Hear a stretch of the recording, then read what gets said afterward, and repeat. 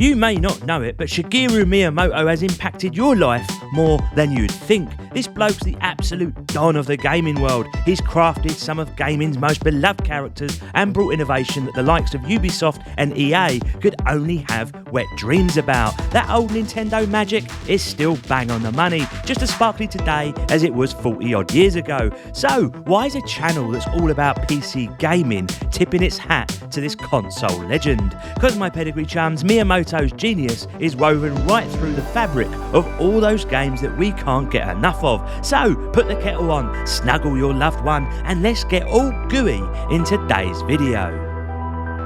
Now on this channel I like to drop the odd truth bomb, whether it's shitting on games in my reviews that are overhyped or giving a well-deserved Reggie slap to developers who've lost their marbles. And while we'll keep dishing out the banter, don't fret people, I'm not about turning this wonderful community that you've helped foster into just a cesspool of moaning and mudslinging. And the inspiration for today's topic came the other day when I was sitting down with my boy at the ripe old age of 7, where he was getting absolutely obliterated in Mario Kart by his old man. It's a father's rite of passage after all, and there we were having a proper bonding session, something you rarely get in today's digital world, something only Nintendo could foster. There he was bellowing at the telly, wondering which muppet threw a red shell his way, whilst his old man cackled in the corner, remembering all the late nights he put me through. Those memories, they're golden, I'll take them to the grave, but this ain't just my tale, it's one shared by millions of parents all over the world,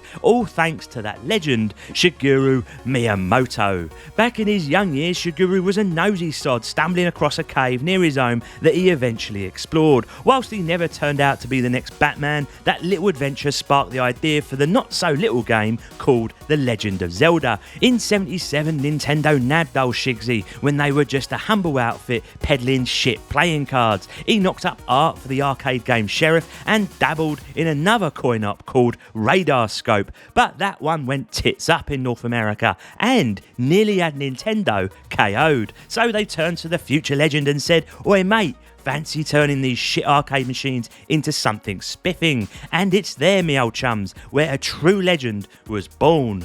After a bit of internal rambling and plenty of chatter, a new game called Donkey Kong burst onto the scene with some geezer named Mario Seagull as the hero. And yes, sounds like a dodgy version of Steven Seagal, except Mario Seagal knows how to fight. Turns out our American cousins have very good taste because Donkey Kong smashed it, becoming a mega hit. And this banger led to the real deal, the Mario Brothers game, featuring that tuna melt Luigi, Mario's not so sharp brother, joining the scrap. When the NES hit, we were also treated to the glorious Legend of Zelda, a game that steamrolled right into everyone's hearts. From there, you could say the rest is history, because Miyamoto, he just kept on innovating as tech marched on. Do you hear that, Ubisoft? That's right. Instead of flogging the same dead assassin mechanics for nearly 20 years and shoving the same old tripe down our throats till we tap out, this bloke Miyamoto, he kept moving and he didn't rest on his laurels. Mario 64 and Ocarina of Time were game changers and ushered in the 3D era of gaming. And he didn't just innovate games, he even had a hand in designing the SNES controller,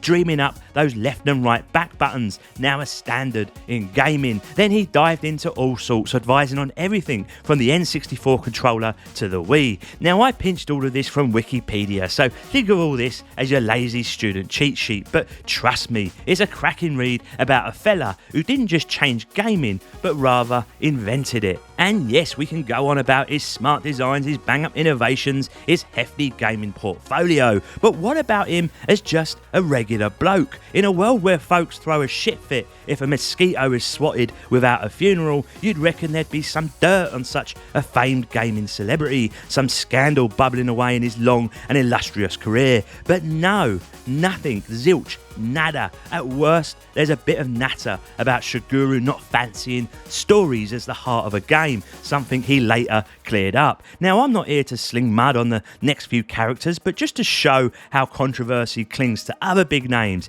Hideo Kojima with that ruckus over Quiet's outfit in Metal Gear Solid, and a few tweets that got everyone knickers in a twist. Todd Howard, who seems to rub everyone up the wrong way, no matter what game he throws out, with crowds branding him a dodgy dealer. Chris Roberts of Star Citizen talk about a controversial chap who many reckon could give a masterclass in bait and switch. Peter Moore, who turned EA into the punchline of being the world's worst games company. Bobby Kotick, head honcho of Activision, caught up in a storm of sexual allegations about dodgy goings on at his company. And Cliff Bleszinski, the Gear of War creator, who left Epic to blaze his own trail, blaming the flop of his first game, Lawbreakers, on everything under the sun, including wokeness. I could chinwag all day about these dramas, but Shigeru, the man's like Teflon. Shit simply doesn't stick to him. He steps up on stage with that massive grin, and you just know he's in his element. In a world that's mad for a scandal, tracking and blabbing about every little fart in the wind, it's a bloody marvel that Miyamoto's kept it so squeaky clean. He's just a proper decent fella who always comes off as genuine and kind-hearted in his little chinwags. He is gaming's golden child and a role model to so many. And that brings us to the final knockings of this video, taking a look at what Shigeru has inspired both in the gaming scene and in wider culture. Stepping away from the joysticks for a moment, let's talk about Nintendo Land, popping up all over the globe, giving parents nightmares of wallet busting food, tantrum kids, and a surprising number of mobility scooters zooming about containing big bone people. But dodgy snacks aside, these locations are plastered with Miyamoto's genius, a proper celebration of his craft, and a dead cert core memory for anyone taking a visit. Even Hollywood's had a go, and while not every Mario flick struck gold, the latest Mario movie has shown that there's still plenty of juice left to keep this juggernaut chugging along, with the hype for the sequel already building. As for references in TV popular culture, Nintendo's chucked into the mix hundreds of times, and you can bet your last dollar it will keep popping up. Now, I could bang on about each one of Miyamoto's games, show how they've nipped and tucked the design choices of other games. Fact is though, they're everywhere. Too many to say here today. Even if you reckon you've outgrown Nintendo games, next time you're chucking a grenade with your left back button, remember that's got Miyamoto's fingerprints all over it. But let's peek at some other high flyers in the game dev world. First off, we've got Gabe Newell, the overseer of Valve, who I reckon is running the most pivotal games company on the globe right now. Now, Super Mario 64, not only was it the first 3D game on home console, but it's also Gabe's top pick, his absolute favourite. He's gone on record saying it's a masterclass in using space in ways that still school any game designer worth their salt. He said it's done stuff with space and the reuse of space and locations that's still an education to any games designer to go back and play that game. Next up, the legendary Hideo Kojima. After a spin with Mario on the NES, Kojima said, "I saw the future, and if it weren't for Miyamoto-san, I wouldn't be where I am today." And look at him now with Metal Gear Solid and Death Stranding, games that have gone on to carve out their own cult followings. Then there's Satoshi Tajiri. Yes, I've probably butchered the name, but he's the brains behind Pokemon, mentored by Miyamoto himself, which in turn has influenced juggernauts like Palworld. Will Wright, the wizard behind The Sims, and Cliff Bleszinski of Unreal fame both tip their hats to Miyamoto, with Cliff drawing from Zelda for his own creations. Here's the point in all of this, and it explains the title of this video. All these titanic designers went on to inspire others, sparking a cascade of creativity in the gaming world. Go back and follow the path, trace a line in the ancestry of our gaming history, and it's easy to argue that Shigeru Miyamoto is the queen bee of this lot. As the Beatles were to music, Shigsy is that to gaming. He is the Rosetta Stone, where his innovations and inspiration form a foundation for all others to follow. He's not just a part of gaming, he's made gaming what it is today. He is gaming. It's a proper downer then, thinking about a day when we'll be without Shigeru Miyamoto, especially as the old boy is now 71. But his brilliance, his designs, they'll echo down through the generations long after we ourselves are down and out. And Christ, aren't we the lucky sods to have been around to witness his genius firsthand. Until next time, my lovelies, Reggie out.